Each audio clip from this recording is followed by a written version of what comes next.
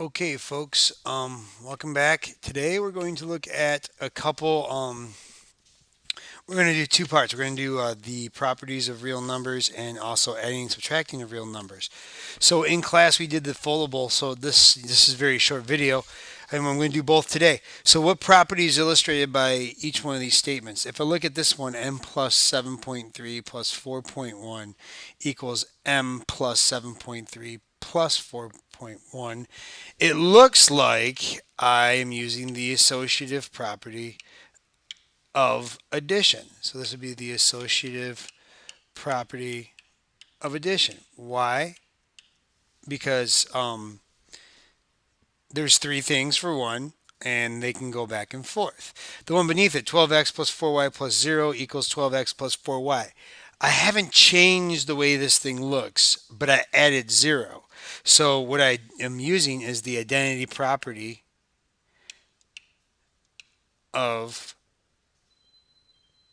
addition. And then in the next one, this last one, 5p times 1 equals 5p. I multiplied everything by 1. I haven't changed anything. Okay, so that means that this is the identity property of multiplication. Identity property of multiplication. Okay, that's basically it. Should be relatively review. I want to move on to the next section, which would be adding and subtracting of integers. So the easiest thing to do is I have a rule that says if the signs are the same, you add, and if the signs are different, you subtract. Okay, the simplest way is just to do it right straight in the calculator. But here I have -4 plus a -12. The signs are the same, so I'm going to add 4 and 12. That makes 16. I just go with -16. Here I see I have 8 and -12. Well, the 8 is a positive. The signs are different, so I'm going to subtract. 20 minus 8, I believe, is 12, but -20 has a higher absolute value, so I'm going to go with the -12 right there. Put a negative sign.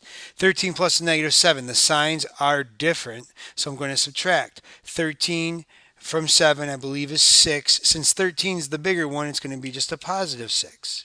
Okay, here you got -8 minus a -14. Well, what I like about the minus minus, it makes it a -8 plus 14. And so the signs are different, so we're going to subtract. 14 from 8, I believe, is 6. 14 is the bigger number, so this will be a positive 6.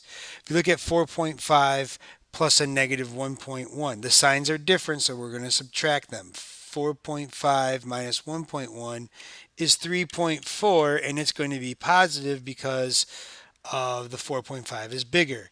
And then lastly, you got -3.6 minus a -2.4. That becomes -3.6 plus 2.4. Signs are different, so we're going to subtract. $3.60 from $2.40 leaves me with $1.20. And since -3.6 is the bigger absolute, minus 1.2. So that's basically all we really have to do. Hopefully that was short enough for you. See you tomorrow in class. Good luck, and may the force be with you.